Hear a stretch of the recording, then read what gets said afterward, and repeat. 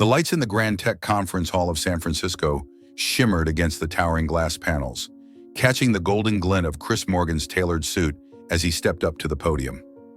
Hundreds of eyes followed his every move, reporters poised, cameras rolling, all waiting for the visionary billionaire to unveil the future of Morgan Systems. He had done this 100 times before, owned the stage, dominated the room. But this time, something was wrong. His voice, usually strong and commanding, faltered halfway through his sentence. Instinctively, he raised a hand to his chest, brows furrowing, his stance wobbling. Then, without another word, he collapsed before a crowd of stunned witnesses. The auditorium erupted into chaos. Screams rang out, assistants shouted for help, and medical staff pushed through the crowd with urgency as the wail of an ambulance siren echoed in the distance. Within minutes, Chris was rushed away, unconscious, swallowed by a wave of panic and disbelief. The hospital room he awoke in was quiet and cold, broken only by the steady beep of machines. He blinked slowly, trying to adjust to the harsh ceiling light. His body ached, his mouth was dry, and a crushing weight pressed down on his chest like the world itself. A doctor entered, clipboard in hand, eyes cautious. Her voice was clear, clinical, and unwavering. Terminal pancreatic cancer. No cure. 6 months at most. Chris said nothing. He simply stared forward, as if willing himself to reject the reality his body had already accepted. When the doctor left, he remained motionless. 6 months. That was all he had left. He had built a tech empire, revolutionized digital security, outlasted lawsuits, hostile takeovers. But now none of it mattered. No wife, no children. His parents had long passed. His only brother, a lawyer in Manhattan, hadn't spoken to him in nearly a decade after a bitter business fallout. He had everything, and now he had no one. In the Manhattan penthouse, his footsteps echoed across the marble floors as he stepped inside, loosening his tie and tossing it onto the nearest chair. Everything gleamed: glass railings, granite countertops, custom-made Italian furniture. But it all felt empty. The maid greeted him in a soft, cautious voice. "Welcome home, sir." He gave a faint nod, offering no explanation. Chris Morgan walked past the living room, into his office, and sat in silence, staring blankly. The quiet was suffocating, too vast, too hollow. Hours passed, sunset fading into night. At last, he rose and wandered out of the office, his steps slow, uncertain, until he saw her in the hallway, arranging a vase of fresh flowers. Anna Moore, the 23-year-old maid. Quiet, kind, always present, yet never intrusive. She looked up, startled to see him there. "Are you all right, sir?" she asked gently. He didn't answer right away. He just looked at her, truly looked at her, as if seeing her clearly for the first time. There was something about Anna he couldn't look away from. The way she stood, calm but not cold, innocent but not naive. "You've been working here 3 years, haven't you?" he asked suddenly. She nodded slightly. "Yes, sir, since I was 20. Before this, I cleaned offices downtown and took care of my grandmother." Chris nodded, then motioned for her to follow him into the office. She hesitated, confused, but obeyed. He sat down, eyes fixed on the floor, voice low. "The doctors gave me 6 months. No treatment, no miracle. Just time." Anna held her breath. Her eyes widened. "I'm so sorry, sir," she whispered. Chris looked up at her. "I don't want to die and be forgotten, Anna. I want to leave something behind. Something alive." She tilted her head, unsure what he meant. "I want a child," he said. The words dropped between them, quiet yet heavy. She stood frozen, stunned. "I want you to carry that child for me." Her mouth fell open in disbelief. "Sir, I've never been with anyone before." He nodded, his gaze sincere. "I know." Silence stretched between them. Her hands trembled. "I always thought I'd give that part of myself for love," she whispered. Chris's eyes softened. "I'm not asking for love. I'm asking for trust and a chance to leave a part of myself in this world." Anna stepped back, her heart pounding. I can't decide right now." "Of course," he said quietly. "Take your time." She turned and walked quickly down the hall, legs unsteady. Upstairs, she sat on the edge of her bed, clutching a pillow, her eyes blurring with questions she couldn't voice. How could she even consider this? And yet, his voice, his eyes not filled with desire, but with sorrow, made it impossible to ignore. He wasn't trying to use her. He was pleading for one final act of kindness. Downstairs, Chris Morgan still sat in the chair, eyes fixed on the door where she had just disappeared. His heart, already fragile, grew heavier. The house that once made him feel powerful now resembled a cold mausoleum. He closed his eyes and whispered into the silence. "Please say yes, Anna. Just one night. One piece of me left in this world." Upstairs, Anna Moore wiped her tears. Her tiny room wasn't thick enough to muffle the sound of her quiet sobs. She had grown up with little, lost everything, and worked for every cent. But nothing had prepared her for that voice, for those eyes, or for the strange truth rising in her chest, that amidst the unimaginable request, her own heart was breaking too. Morning came softly. Pale gray light streamed through the window and across the worn wooden floor. Anna hadn't slept. Her eyes were dry from a night of thinking, praying, doubting. Her hand trembled slightly as she folded her blouse again, not because it needed folding, but because she needed to do something to stay grounded. Chris's words lingered like mist that wouldn't lift. His voice, his eyes, the desperation behind his plea. It wasn't lust. It wasn't power. It was a drowning man reaching out with his last breath. Downstairs, the mansion remained still. The staff had been given the morning off, and Chris hadn't left his office. Anna walked down the stairs, her heart pounding. She paused outside his office door, her hand hovering over the knob, then pulled it back. Not yet. She didn't understand her emotions. She needed space, but more than that, she needed clarity. She passed the office and stepped into the backyard garden, a small corner tucked behind the estate. Just a few flower beds and a stone bench. But to her, it was the only peaceful place here, the only part of this mansion that felt like hers. She sat down, watching the dew-covered hydrangeas, and let herself breathe. From the second floor, Chris watched through the window. His hand rested against the glass, but he didn't call out, didn't follow. He had made his request. Now all he could do was wait, and waiting had never been his strength. By noon, Anna returned indoors. Her hair was slightly damp from the garden breeze. She worked quietly, dusting shelves, setting the table, but avoided the office. Her hands moved out of habit. Her mind, however, was tangled in knots. At this point, it wasn't fear holding her back. It was meaning. If she gave him what he asked, what would she become? Was it kindness or sacrifice, compassion or surrender? She only knew one thing. This decision, once made, couldn't be undone. That evening, after dinner had been cleared and the house lay quiet in the twilight, Anna once again stood before Chris's office door. This time she didn't hesitate.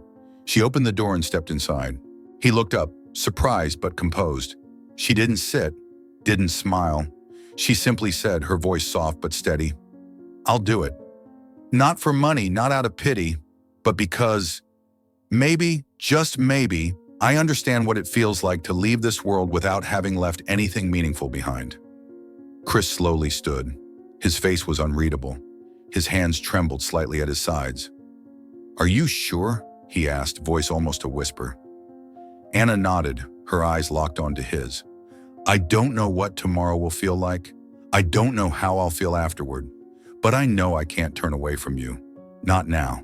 There was no ceremony, no grand romance, just two people standing at the fragile edge of fear and courage. He reached out and gently brushed a strand of hair from her face. She didn't pull away. She only trembled slightly, but she didn't move. He leaned down, resting his forehead against hers, letting silence speak for them. When he kissed her, it wasn't rushed, it wasn't greedy. It was reverent, like a prayer in the dark. Later, in the soft light of the room, Anna stood before the mirror, wrapped in a cotton robe. Her hands trembled as she untied the belt and let it fall to the floor. Chris didn't look at her with desire, but with reverence, as if witnessing something sacred. She stepped onto the bed and lay beside him. Her hands reached for his, their fingers intertwining. He kissed her again, slower this time, whispering her name as if it were the most important word he had ever known. Their bodies came together with a gentleness and care that felt almost fragile. Every touch was a question, every breath an answer. Of course, there was awkwardness, a bit of hesitation, but there was also a kind of trust, quiet and unexpected, that neither of them had anticipated. When things became overwhelming, when she gasped or trembled, he paused. His eyes searched hers, always asking for permission. "I'm here," he whispered over and over, his lips brushing her temple. "I'm not taking anything from you. I just want to remember what it feels like to be human." She nodded through tears, letting go of fear, of doubt, and gave him the one gift she still had. Afterward, they lay together under white sheets. The only sounds were their soft breaths and the distant hum of the city beyond. She rested her head on his chest, listening to the weak rhythm of his heart. He stroked her hair, his other hand covering hers, protective, tender. "Thank you, Anna," he said at last. She didn't reply, but her silence was enough. In the days that followed, something delicate shifted between them. Anna brought him tea each morning without being asked. Chris asked her about her childhood, her favorite songs, the books she once loved, the dreams she had buried. They laughed, for the first time truly laughed, when Chris tried to cook breakfast and nearly set the kitchen on fire. It wasn't love, all night. Maybe it never would be, but it was something gentle, fragile, and real. Then came that fateful night when he collapsed again. This time in the hallway, just steps from her room. She screamed for help as she saw him fall. He was rushed back to the hospital. The doctors said it was a complication, expected at this stage. But Anna didn't leave his side. She held his hand while he slept, whispered stories, pressed her forehead to his, and silently begged for one more day. When they returned home, she sat in her room staring at the calendar. Something didn't feel right. Her hands shook as she counted again. 2 weeks late, morning nausea, a sudden sensitivity to smells. She ran to the pharmacy in the rain, bought a pregnancy test. She waited in silence. And then, 2 pink lines appeared, so clear they took her breath away. A child, his child. Anna sank to the floor, hands wrapped around her belly. "You're here. You're real. You're his." And in that moment she understood. She hadn't just given something to a dying man. She had received something far deeper in return. Life, hope, a piece of Chris Morgan that would live long after the machines went silent. The Manhattan sky was gray as Anna Moore left the hospital, her coat wrapped tightly around her body, the early winter rain kissing her cheeks. Life continued around her as usual. But to her, each step felt heavier, as if she had to negotiate with the weight she carried.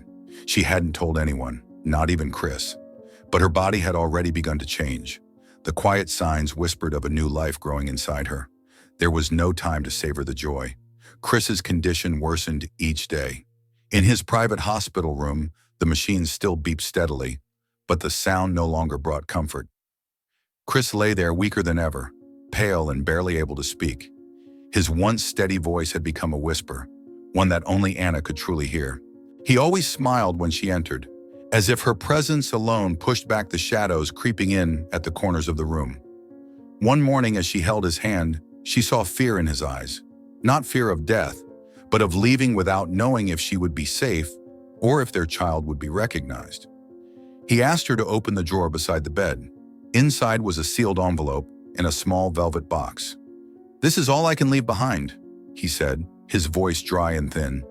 Inside the envelope was a notarized will.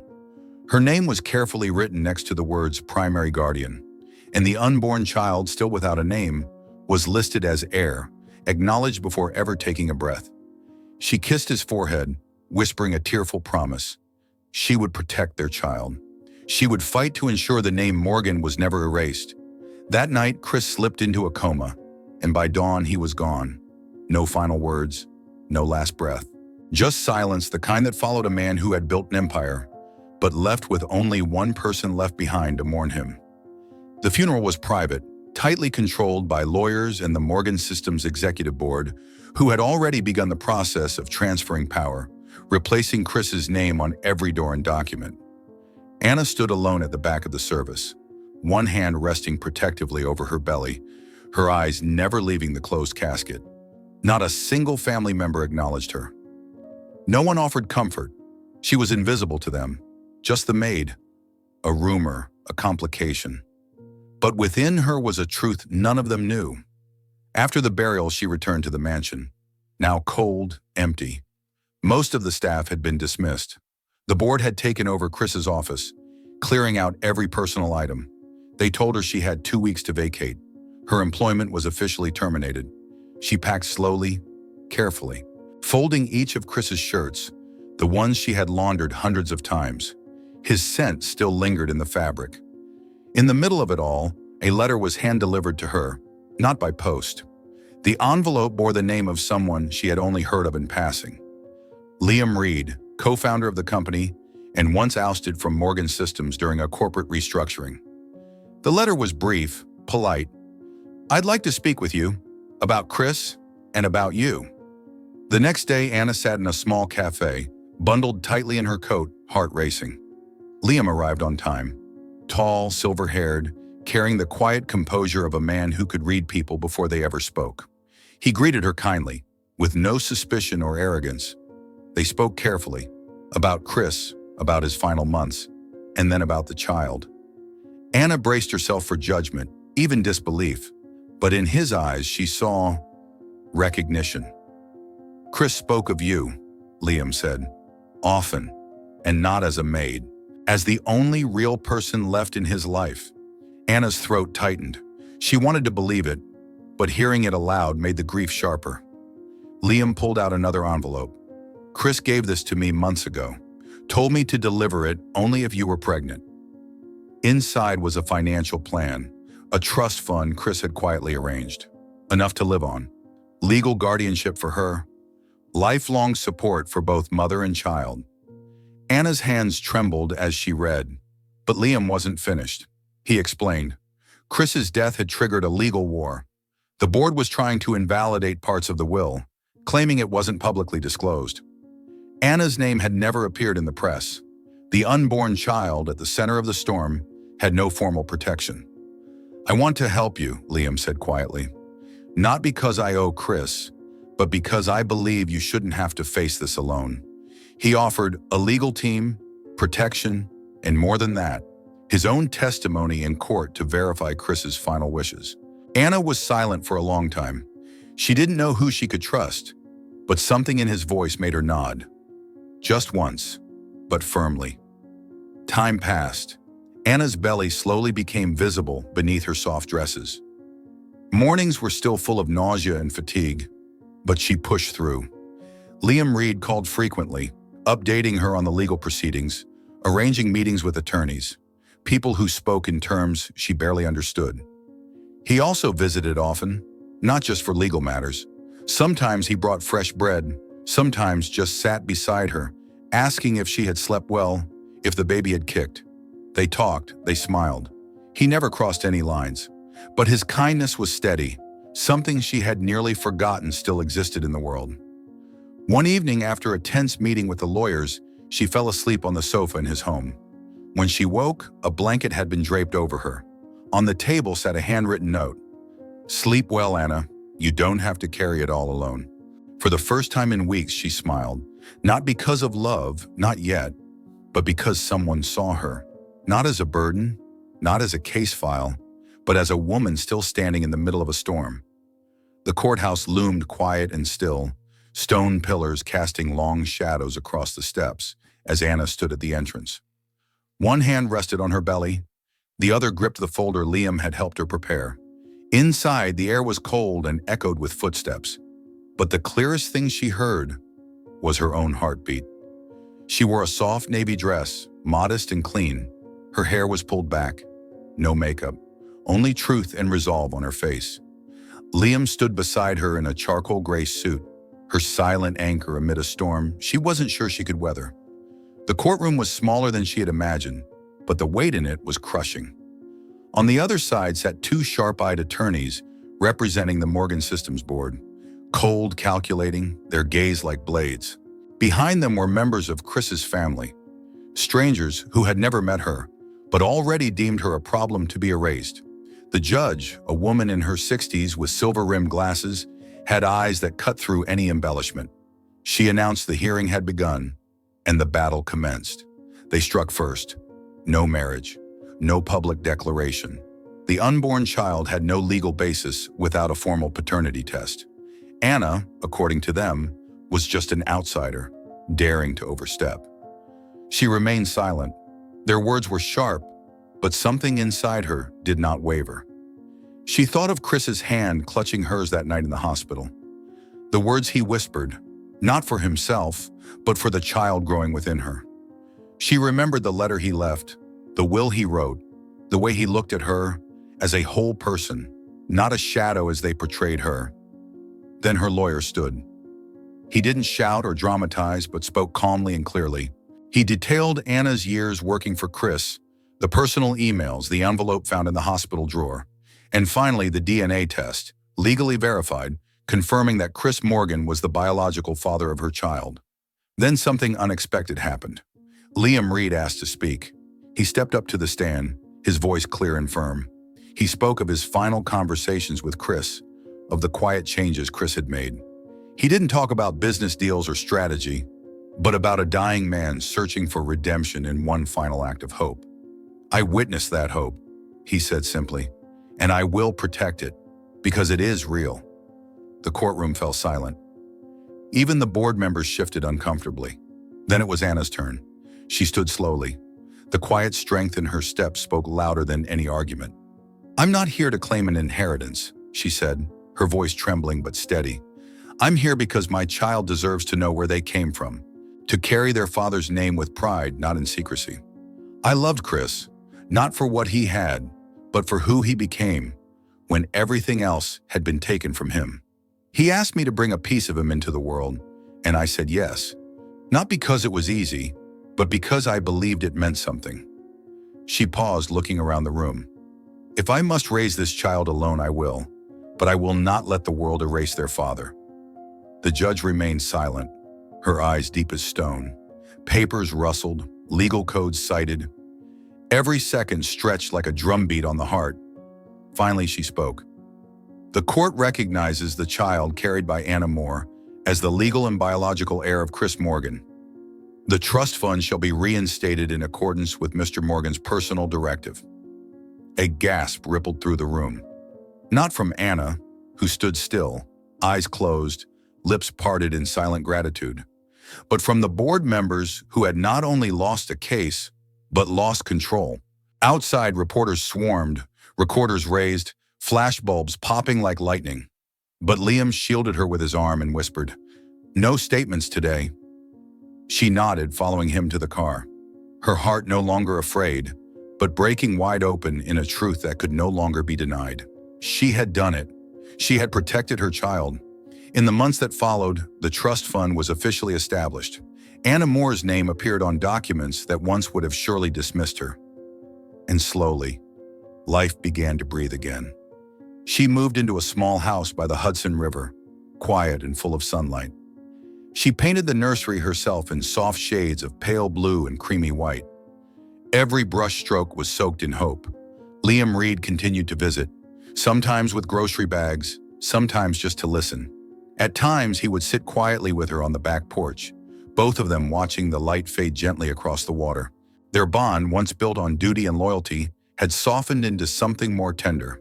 He noticed the way she tucked her hair behind her ear when she read, the way she hummed softly while folding baby clothes. She noticed how his voice grew gentle when he spoke to her, how he never once glanced at his phone whenever she spoke. One summer afternoon, as the leaves rustled in the breeze, he arrived with a bouquet of sunflowers, tied with a piece of rough twine, and said, "For the cloudy days. So there's a little sun."